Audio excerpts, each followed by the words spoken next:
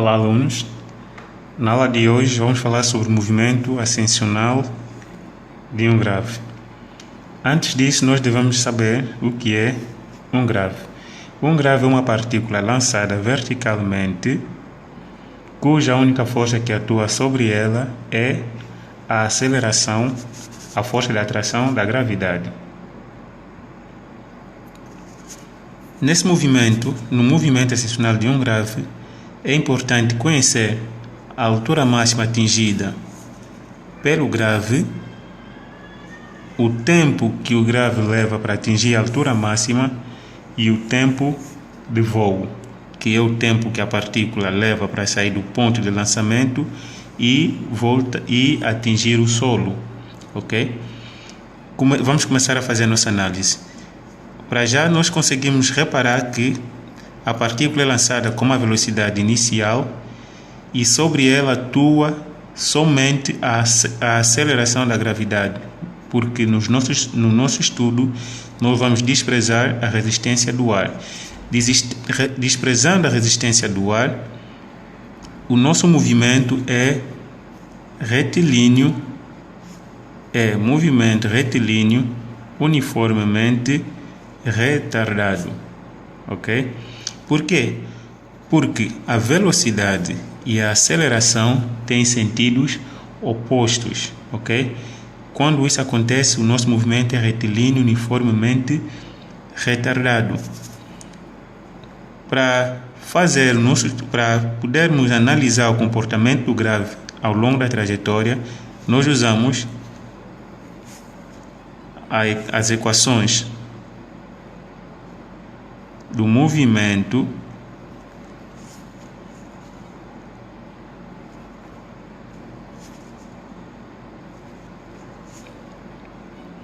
e da velocidade,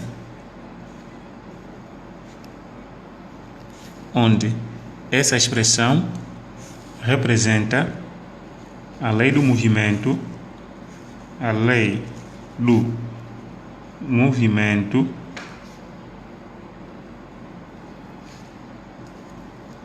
ou lei das posições.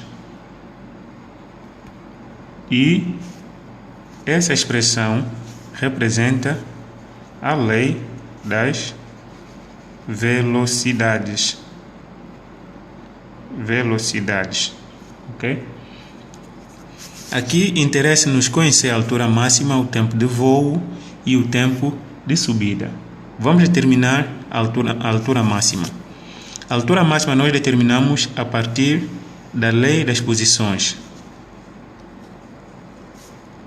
Y é igual à velocidade inicial vezes tempo menos. Essa expressão pode ser escrita da seguinte maneira: 1/2 da gravidade vezes tempo ao quadrado.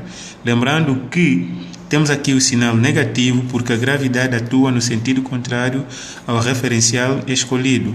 Temos aqui que o nosso referencial é positivo para cima. Então as forças todas que atuam no sentido contrário, todas as grandezas que atuam no sentido contrário, as grandezas vetoriais, claro, são negativas, ok?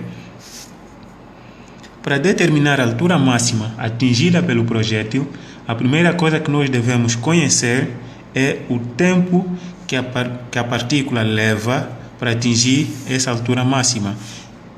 Fazendo a nossa análise, nós conseguimos reparar que a partícula vai subindo, à medida que vai chegando na altura máxima, a velocidade vai diminuindo. Quando chega na sua altura máxima, a partícula para por um instante e inverte o sentido de movimento, ok? A partícula para por um instante e inverte o sentido de movimento. Com isso, entendemos claramente que no ponto da altura máxima, a velocidade é nula, porque a partícula para por um instante, ok?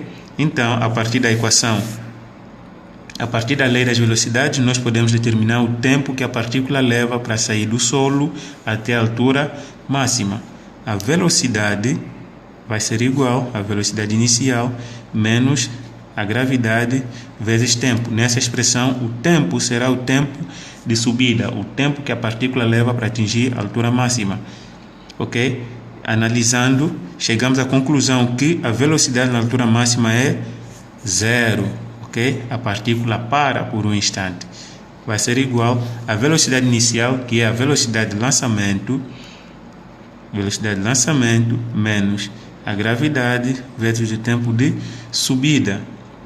Isolando, ok? Nós vamos ter gravidade vezes o tempo de subida vai ser igual à velocidade inicial. Então, o tempo de subida vai ser igual à velocidade inicial sobre a gravidade. Essa expressão nos permite determinar o tempo de subida, ok? Conhecendo o tempo de subida, estamos prontos para determinar a altura máxima atingida pelo projétil. A altura máxima vai ser igual, na expressão, o tempo é o tempo de subida. Velocidade inicial, substituindo o tempo de subida, na expressão, o tempo de subida é igual à velocidade inicial sobre a gravidade, então teremos velocidade inicial sobre a gravidade menos 1/2 da gravidade vezes velocidade inicial sobre a gravidade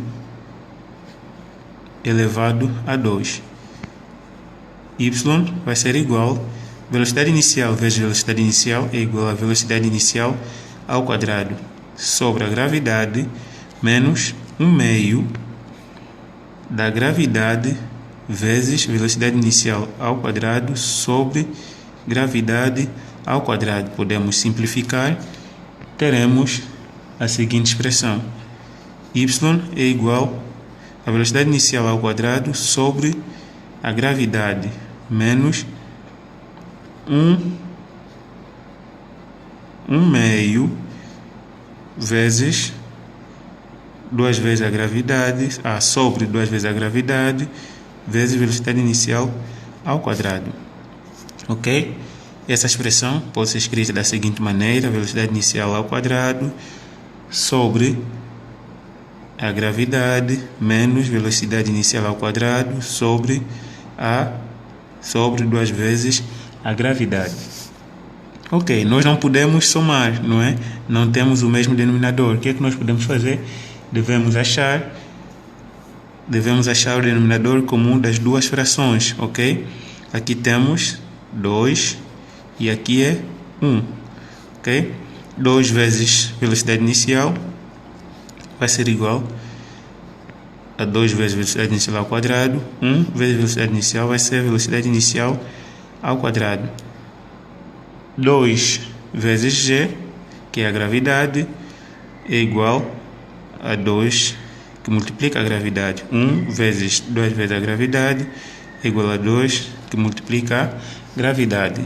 Então, a altura vai ser igual, assim agora podemos somar, ok? Porque temos denominador comum nas duas frações.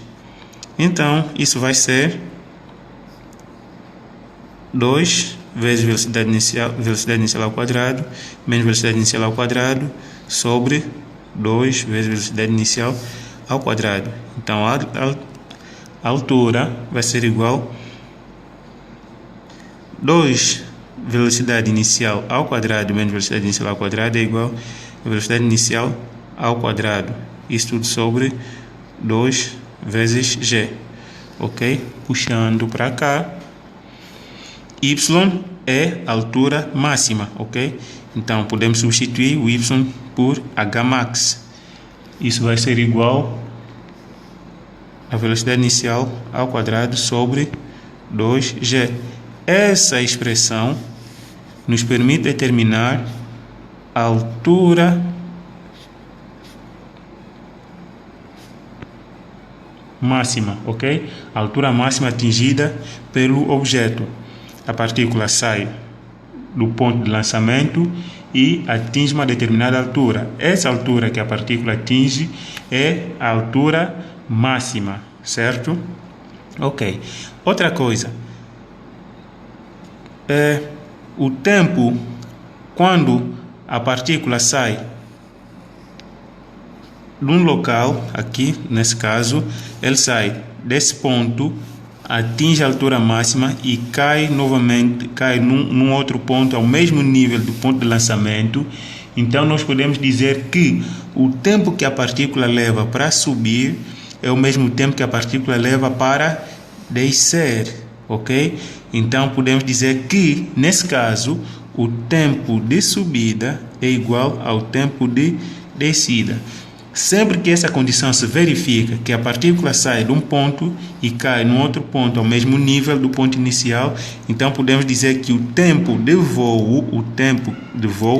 que a partícula faz no ar é igual ao dobro do tempo de subida. Conhecendo o tempo de subida, facilmente conseguimos determinar o tempo de voo quando essa condição se verificar, ok? Então, para hoje é tudo. Na próxima aula vamos falar sobre movimento em queda livre, ok? Espero que tenham gostado e muito obrigado.